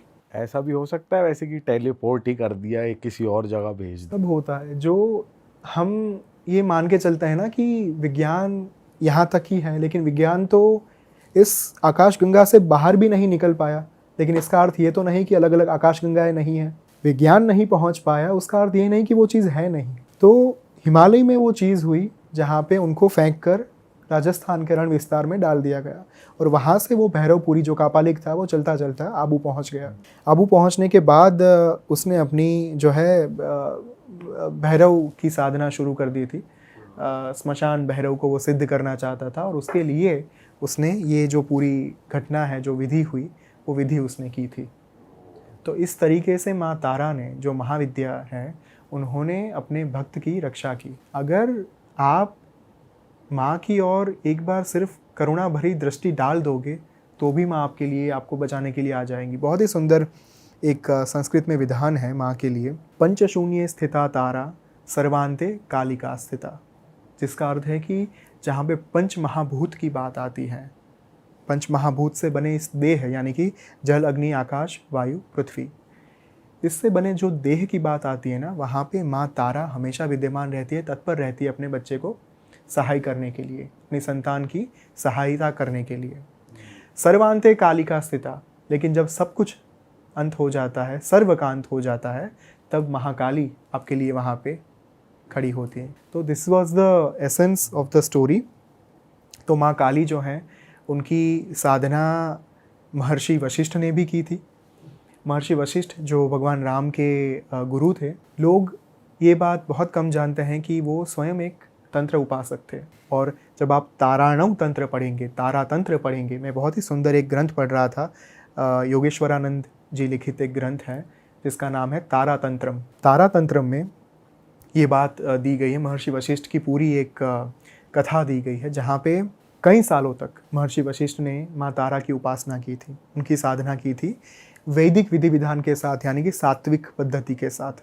लेकिन माँ प्रसन्न नहीं हो रही थी और उन्हें क्रोध आ गया। क्रोध के कारण जब उन्होंने अपने हाथ में कमंडल लेकर जल लिया और माँ को श्राप दे दिया कि आगे से आपकी उपासना फलीभूत नहीं होगी। उसी वक्त से महाविद्या जो तारा है उनकी उपासना निष्क्रिय साबित होने लगी। जो मूल मंत्र था वो था ओम रिंग त्रिंग हुम फट। लेकिन जब महाविद्या के इस मंत्र को श्राप दे दिया गया तब इस मंत्र ने काम करना बंद कर दिया। जब आकाश में भविष्यवाणी हुई कि ये अनर्थ हो चुका है, ये नहीं करना चाहिए था, भगवान ब्रह्मा ने आकर उनसे ये कहा कि अगर आप माँ तारा को सिद्ध करना चाहते हैं तो आपको चीनाचार पद्धति से सिद्ध करना होगा। चीनाचार यानी आप जो उस समय का चीन क्षेत्र था, तिब्बत जिसे हम कहते हैं, वहाँ पे जाकर आप भगवान बुद्ध से दीक्षा लीजिए, चीनाचार दीक्षा। यहाँ पे अगेन बहुत ही कम लोग ये बात जानते हैं कि बुद्ध सिर्फ गौतम बुद्ध ही नहीं थे। गौतम बुद्ध तो 7वें बुद्ध थे, 7th बुद्ध। अच्छा, उनसे पहले 6 बुद्ध और हो चुके थे, जिनमें से 3 ब्राह्मण थे, 3 क्षत्रिय थे। तो ये उन्हीं की लीनिएज थी, गौतम बुद्ध। बिल्कुल। और बुद्ध जो है वो एक अवस्था बेसिकली थी। तो गौतम बुद्ध एक्चुअली 7वें बुद्ध थे, लेकिन महर्षि वशिष्ठ ने जिस बुद्ध के पास से जिन्होंने दीक्षा ली, चीनाचार दीक्षा, वो बुद्ध भगवान विष्णु के अवतार थे। और ये कथा दी गई है ताराणव तंत्र में, क्योंकि अगर मैं रेफरेंस नहीं दूंगा यहाँ पे, लोग फिर से पूछेंगे कि आप ये किस बेसिस पर आप बात कर रहे हो। हमारे ग्रंथों में सब कुछ दिया गया है, लेकिन हमें सिर्फ पढ़ना है वो। तो फिर उन्होंने वहाँ पे जाकर दीक्षा ली, चीनाचार दीक्षा।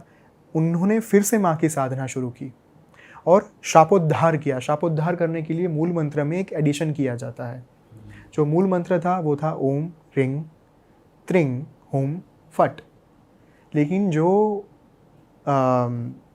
दीक्षा के बाद उन्होंने जो फिर से साधना की, शापोद्धार किया, वो मंत्र था ओम रिंग स्त्रिंग हुम फट। हम ये मंत्र ऐसे बता सकते हैं पब्लिकली? बता सकते हैं, क्योंकि मैं इसी बात के ऊपर आ रहा था। देखिए, हमने बहुत सालों तक, बहुत सेंचुरीज तक गुप्त ज्ञान करके चीज़ों को संजो के रखा, और गुप्त ज्ञान के चक्कर में ही आज हमारी विरासत लुप्त हो गई है। तंत्र के जो मूल एस्पेक्ट हैं, जो मूल सत्व है तंत्र का, वो लुप्त हो चुका है। अगर अभी भी हम इसे बाहर नहीं लाएंगे, लोगों के समक्ष नहीं लाएंगे, तो ये बचेगा ही नहीं। इतना ही नहीं, मैं डेफिनेटली शास्त्र का जो मत है उसमें बहुत हद तक मानता हूँ। उसमें ही मेरा विश्वास है कि गुरु के आदेश और गुरु की आज्ञा से, गुरु की दीक्षा प्राप्त करके ही आपको महाविद्या की साधना में आपको शुरू करनी चाहिए। गुरु की दीक्षा के बिना, गुरु के बिना या फिर गुरु की आज्ञा के बिना महाविद्या साधना जो है वो बहुत बार कठिन साबित हो सकती है। लेकिन मैं मंत्र इसलिए कह रहा हूँ ताकि लोगों तक ये बात पहुँचे आगे जाकर। जो हमें देख रहे हैं, हमारे व्यूअर्स, उनमें से एटलीस्ट 1 या 2 साधक ऐसे निकले जो महाविद्या तक पहुंचने के लिए पहले जो शास्त्रों में दी गई पद्धतियां हैं वो साधना करे, फिर आगे जाकर महाविद्या की साधना भी करे, माँ तारा के मंत्र को जो है वो सिद्ध करे। अगर 2 लोग भी ऐसे होंगे तो भी हमारी ये जो बात है, हमारा जो ये पॉडकास्ट है, वो सफल है। पर ये प्रोसेस तो काफ़ी लंबा होगा, मतलब प्रोसेस बहुत 15-20 लंबा, साल कह सकते हैं आराम से, कम 15-20 साल। और तो ऐसे महर्षि वशिष्ठ ने जो है शापोद्धार किया, और शापोद्धार के पश्चात हमें नया मंत्र मिला, ओम रिंग स्त्रिंग हुम फट। तो जो उग्र तारा देवी हैं उनका मंत्र ये है। फिर जो एक जटा जो हमने माँ के स्वरूप के बारे में बताया, उनका मंत्र भी इन्हीं मंत्र में से आया है, और नील सरस्वती का मंत्र जो है वो भी इसी मंत्र में से फिर हमें प्राप्त होता है। आते थे रात को, लेट हो गया 12 बजे के आसपास, तो वो आया तो उसको लगा यार लेट तो पहले हो गया हूँ, एक शॉर्टकट रास्ता है वो ले लेता हूँ। शॉर्टकट बहुत भारी होते हैं, तो एक छोटे रास्ते से निकल लिया। रास्ता थोड़ा सुनसान था और मतलब थोड़ा सा ऐसे मेन रोड से नहीं निकलता था। तो रात को चल रहा, अकेला चल रहा सड़क को, एकदम से उसकी गाड़ी में लगा किसी ने आके ठोक दिया, धड़ाक से गाड़ी में भिड़ा और गाड़ी साइड में आ गई। ऑल्टो ऐसे कोई छोटी गाड़ी थी, उसको दिमाग खराब हो गई। उतर के देखा तो कोई गाड़ी नहीं, ठोका किसने, और इधर गाड़ी पे डेंट पड़ गया, अरे तेरी गाड़ी बंद, जैसे एक्सीडेंट हो गया, उसने साइड से आके ठोका। उतर के देखे ना इधर गाड़ी ना इधर गाड़ी, किसी ने ठोका तो गाड़ी तो होगी कम से कम। उसका दिमाग खराब, तो उसने अपने पापा को फ़ोन किया कि बोले पापा मेरा है ना ऐसा ऐसा एक्सीडेंट हो गया, इसे किसी ने ठोका पर गाड़ी नहीं है यहाँ पे। तो बोलते कि पागल हो गया है क्या? तो बोलता पागल हो गया, मैं आपको वीडियो कॉल कर रहा हूँ, देखो। नेटवर्क आ रहे थे, तो वरना लोग पता क्या बोलता है कि जंगल में नेटवर्क कहाँ से आएगा। जंगल नहीं था, अच्छा सिटी के बाहर का एरिया छोटा सा। तो वीडियो कॉल किया, तो उन्होंने वीडियो कॉल करते हुए दिखाया, देखो पापा ये डेंट आ गया। तो डेंट आया तो उन्होंने वीडियो कॉल में देख के बोला तेरे साथ कौन है? तो बोलते मेरे साथ कोई नहीं है। साले झूठ बोला, लड़की लेके घूम रहा है साथ में। तो बोलता लड़की? लड़की कहाँ है? बोलते तेरी गाड़ी में लड़की बैठी है। बोलते पापा पागल हो गए, कोई लड़की नहीं बैठी। वीडियो कॉल में उसके पापा को ड्राइवर सीट के पास में एक लड़की बैठी हुई दिख रही है। व्हाट? इसको कोई लड़की नहीं दिख रही है। पूरा तेरी। अरे बाप रे। तो गया, गेट खोल के देखो कोई लड़की नहीं है, और लड़की उनको बैठी हुई दिख रही है, बड़ी खतरनाक सी उसकी शक्ल। उसके बाद समझ गया अगर मैंने इसको ये बोल दिया कि तेरी लड़की, तो डर के मारे कुछ हो जाएगा। बोले तू कहाँ पर है? तो बोले यहाँ पे हूँ। तो लोकेशन भेज तेरी फटाफट से मेरे को। तो लोकेशन भेजी और लेके 4-5 लोग वहाँ पहुँचे, गाड़ी को टो करके लेकर आए। कुछ नहीं बोला उन्होंने। सुबह उठे तो गाड़ी चेक करने के लिए कहाँ का डेंट है, गाड़ी बिल्कुल क्लीन, कोई डेंट है ही नहीं। और ये आपके किसी जानने वाले ने भेजा? जानने वाले नहीं, मतलब लोग शेयर करते हैं मेरे, मतलब कोई लिख के अगर शेयर कर रहा है तो उसका क्या ही इंटेंशन। लोग चाहते हैं कि यार पता तो चले ना एटलीस्ट हमारे साथ ये हुआ है। अब आप उसको इल्यूजन कह लो, ऑब्वियसली वो तो खेलते, तो ट्रिक्स तो सारी यहीं से चल रही है ना, जो भी फील हो रहा है। तो आपके साथ हो ना इल्यूजन, तो उसके पिताजी को क्यों दिखाई दी वो उस टाइम पर? वो तो अच्छा अंकल को वीडियो में दिख गई वो, और नहीं बोलते कोई ठोक के भाग गया तो उसका साला पागल बना रहा। उसको हॉन्ट किया उसको बाद में भी। ओ ऐसा नहीं कि बस हो गया चली गई, वो आ गई साथ में।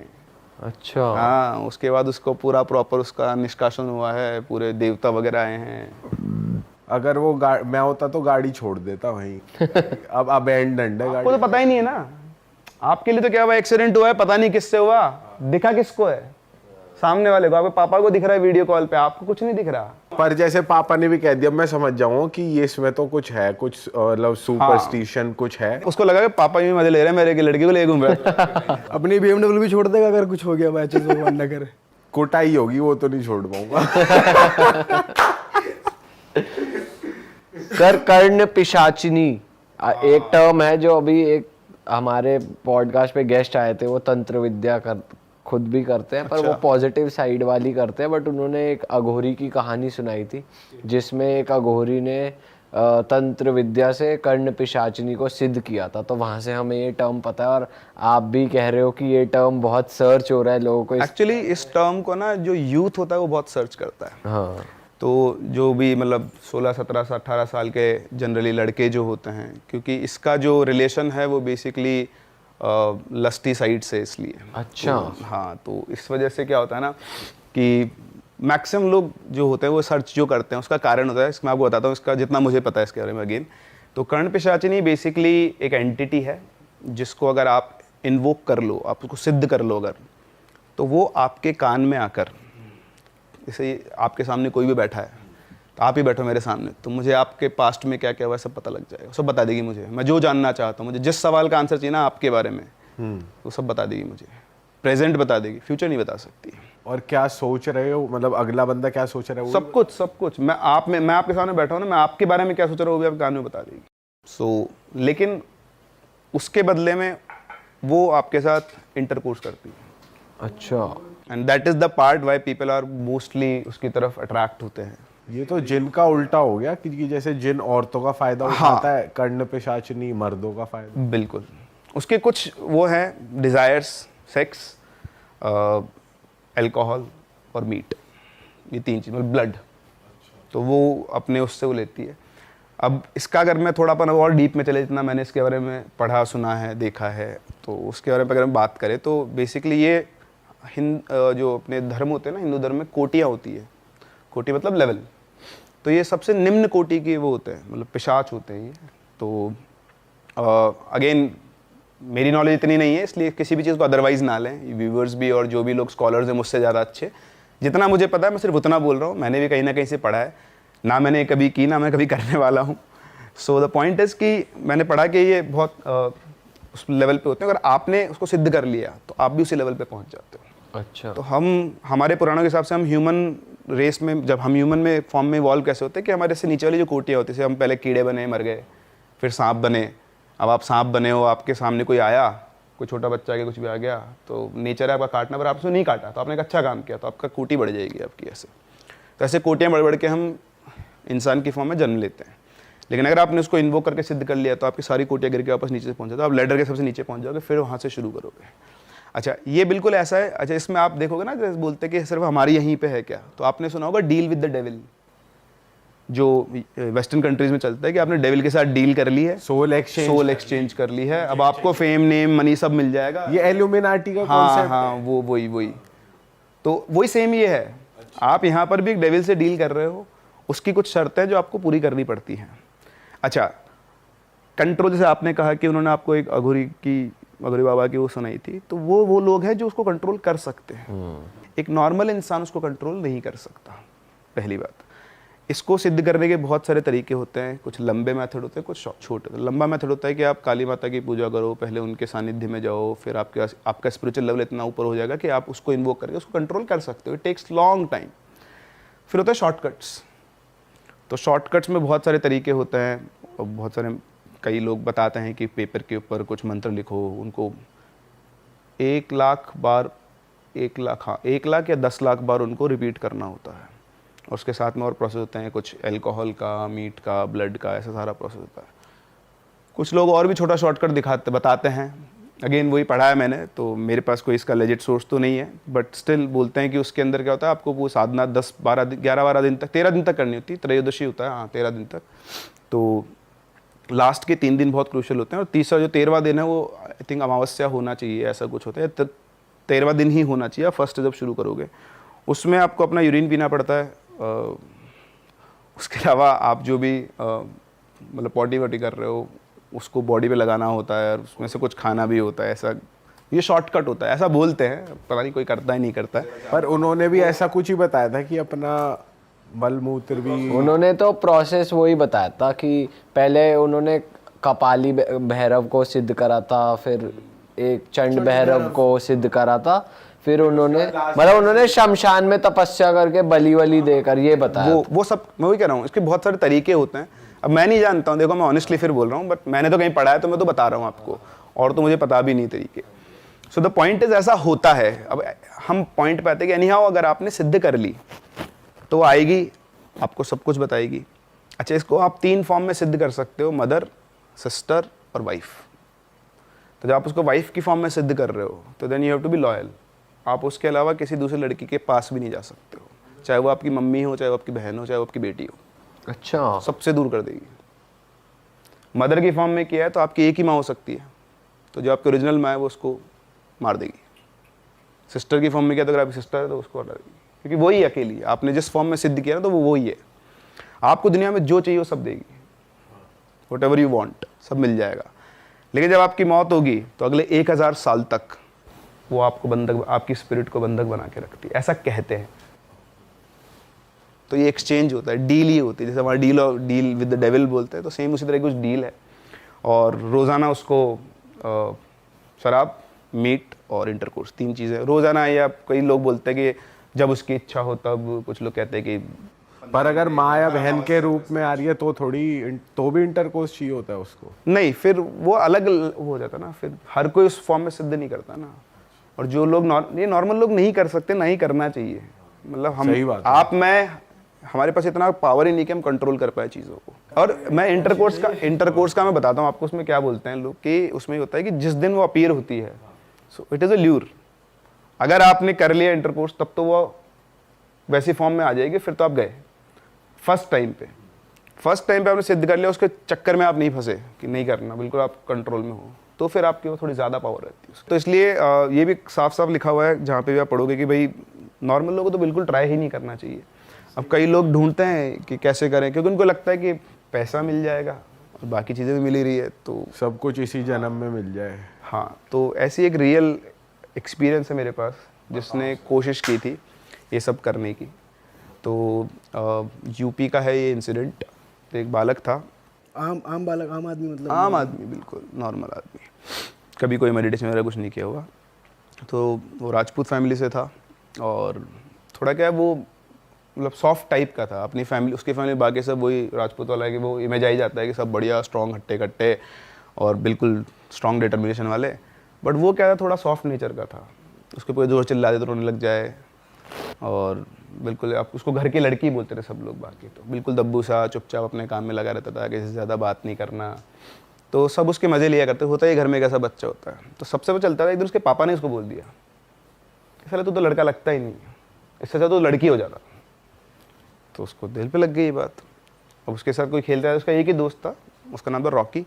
तो वो और ये और रॉकी दोनों साथ में रहा करते थे, बचपन से ही साथ में थे। तो ऐसे चलता रहा, 10th क्लास में पहुंचा।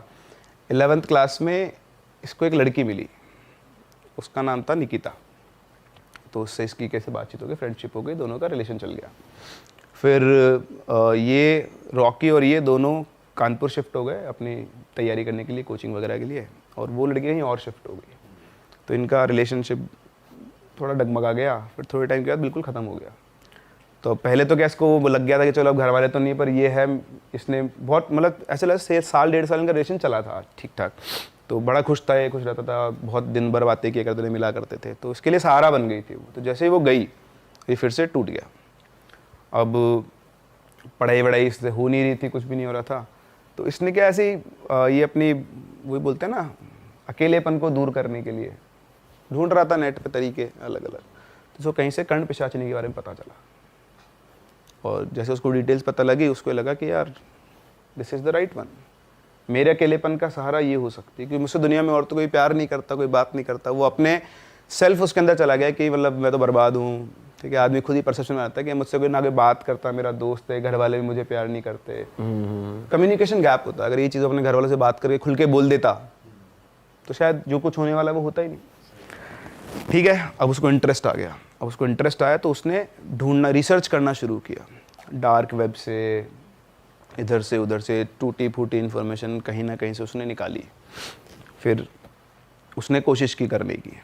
तो उसको जो प्रोसेस पता लगा था, उसमें उसको पेजेस के ऊपर कुछ श्लोक थे वो लिखे थे उसने, उनको उच्चारण करना होता था, और साथ साथ में ऐसे खून के छींटे मारने होते थे। तो खुद के ही खून के छींटे मारने होते थे, और साथ में थोड़ा थोड़ा अल्कोहल, उसके ऐसे कुछ प्रोसेस था।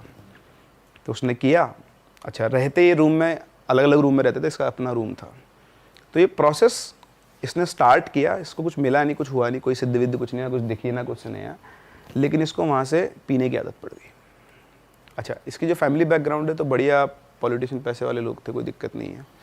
तो इसने लिखा भी था मुझे कि मेरा 1 महीने का विस्की का बिल था 87,000 रुपीज़। उसने खुद ही आपको स्टोरी भेजी है? ओके। पूरे तेरी 87,000 रुपये 1 महीने का। ऐसी कौन सी और कितनी बोतलें पी गया? बिल्कुल पेटी की पेटी ला रहे हैं। बॉटल्स तो ही निपटा रहा होगा, सोचो ना आप। वो पैक्कड़ बन गया पूरा दबा के। हाँ। पता नहीं क्या इन्वोक हुआ उसके अंदर, पहले नहीं पीता था, पर वो शायद डिप्रेशन, अकेलापन, उसको उसने सारा समझ लिया, होता ही है। अब हुआ, कब तक झेल लेगा शरीर? तो ये भाई साहब हो गए बीमार। तो एक दिन जो इसका दोस्त था वो इससे मिलने आया। तो इससे मिलने आया तो देखा कि वो पलंग पे पड़ा हुआ है, उसकी हालत ही नहीं, बिल्कुल ऐसे काल आँखों पर डार्क सर्किल हो गए, बिल्कुल सूख गया है। और उसने उसको उठाया, देखा तो बेहोश पड़ा हुआ है। तो उसको उठा के हॉस्पिटल लेकर गया। रूम की हालत उसने देख ही ली थी। फिर हॉस्पिटल लेकर गया, हॉस्पिटल दिखाया डॉक्टर को। तो डॉक्टर ने बोला कि इसको तो डेंगू है, और इसके लीवर के अंदर 4th कैटेगरी का इन्फ्लेमेशन है। बोले तो एडमिट होएगा, आईसीयू में रहेगा, और उसके पता नहीं बचेगा भी नहीं बचेगा। तो उसने फटाफट से घर वालों को फ़ोन कर दिया। अब घर वालों को फ़ोन करते हुए याद है कि उसका कमरा तो पूरा फैला पड़ा है। तो वो गए, तो आप उसको फ़ोन करके इसको एडमिट कराया। बोले इसके फादर वगैरह आ रहे हैं, आप इसका ध्यान रखो। रूम पे गया, अच्छे दोस्त की तरह पूरा रूम साफ़ किया, सब कुछ मैनेज किया, क्योंकि आएंगे तो उसी के रूम पे। तो इससे उसने अरेंज किया, फिर वापस आ गया, अंकल आंटी को बताया, फिर सब कुछ हुआ। 23 दिन तक वो एडमिट रहा, जिसमें से 11 दिन वो ICU में था और बाकी के दिन नॉर्मल में। फिर करके शिफ्ट हुआ, फिर उसको घर पे ले गए, छोड़ पढ़ाई वढ़ाई भी, तो तबीयत ख़राब हो रही है। तो जब हो गए ले गए इसको, तो इधर से ये जो था रॉकी, ये भी पहुंचा घर पे उसके। जब ये ठीक हो गया तो एक दिन घर पहुंचा, उससे अकेले में बात की। बोला भाई क्या हो गया तुझे? तो बोलता क्यों क्या हो गया मेरे को? बोला तू किन चक्करों में फंसा हुआ है? तो भाई मैं कौन से चक्करों में फंसा हुआ हूँ? बोलता है एक तो तू इतनी दारू पीने तूने कब से शुरू कर दी, और तू क्यों पी रहा है मुझे पता है। तो बोलता तेरे को क्या पता है? तो बोलता है कि तेरे कमरे के अंदर ना मेरे को पन्ने मिले थे, उन पन्नों पे संस्कृत में कुछ मंत्र लिखे होते, मुझे आती तो है नहीं, और उनके ऊपर खून के छींटे थे, और एक पन्ने नहीं बहुत सारे पन्ने थे। तो मेरे को बता क्या चल रहा था लाइफ में। तो उसने वो थोड़ा झुंझला गया, बोलता कुछ नहीं चल रहा है यार, तू फालतू दिमाग खराब मत कर मेरा, कुछ नहीं चल रहा है, मैं जा। उठ के चल दिया वो, बात शुरू होते। रॉकी को समझ में तो आ गया था कुछ गड़बड़ है, तो वो भी ठीक है, अब नहीं बताना चाह रहा अगला, ये चला गया वो। अब ठीक है, अब इधर ये अपने घर पे रहा थोड़े दिन, तो फिर वापस से कानपुर गया ये, फिर इसकी पढ़ाई वढ़ाई चालू हुई, वापस से पढ़ के कैसे कर इसने 12th पास की अपनी। रॉकी से मिलता रहता था पर इस टॉपिक पे कभी बात नहीं दोबारा। फिर 12th पास करने के बाद अभी वापस अपने घर पे आया, और इसने डिसाइड किया कि अब कुछ नहीं करना पढ़ाई वढ़ाई, अब एक ही काम करना है, कर्ण पिशाचिनी को बुलाना है। फिर से वो आई नहीं थी ना, पहली बार उसने ट्राई किया तो आई नहीं, तो उसको लगा कि पहली बार में तो नहीं आई, मतलब मेरा प्रोसेस गलत है। तो पहले उसने ये काम किया कि मैं जीव जंजाल से फ्री होता हूँ ताकि कोई मुझे ढोकने टोकने वाला ना हो। अब वो आ गया, इनके घर के 3rd फ्लोर के ऊपर रूम था इसका, वो रूम में आया और उसने शुरू की रिसर्च, कहाँ पे क्या मिलेगा क्या नहीं मिलेगा, डार्क वेब पे जहाँ उसको मौका मिलता बात करता, तांत्रिकों के पास गया, ढूंढे अलग अलग लोगों से, गुरु से, सबको पता कर करा के वो पूरा प्रोसेस सिखा के आया, और बोला अब तो मैं करके रहूँगा। तो इसने वैसे अब स्टार्ट की अपनी साधना, रोज़ कमरे में बैठता रात के टाइम और पूरा जो प्रोसेस होता उसको करता था। तो 1 दिन 2 दिन 3 दिन 4 दिन चलता रहा। अच्छा, जब इसका जो लास्ट डे होने वाला था उस दिन बाई चांस दिवाली थी। तो दीपावली पे क्या होता है कि भाई सभी लोग जाते मिलने, तो इनके घर वाले के यार हम लोग वहाँ सुबह बोले कि आज हम अपने पेरेंटल हाउस चलेंगे। तो उसने बोला कि नहीं मेरे को नहीं जाना, मैं तो यहीं रहूँगा, मेरे को नहीं जाना, मेरे को पसंद नहीं कि मैं वहाँ जाऊँगा, सब मुझको वापस से टॉर्चर करते हैं, मेंटल टॉर्चर होता है मेरा, और मैं नहीं जाऊँगा।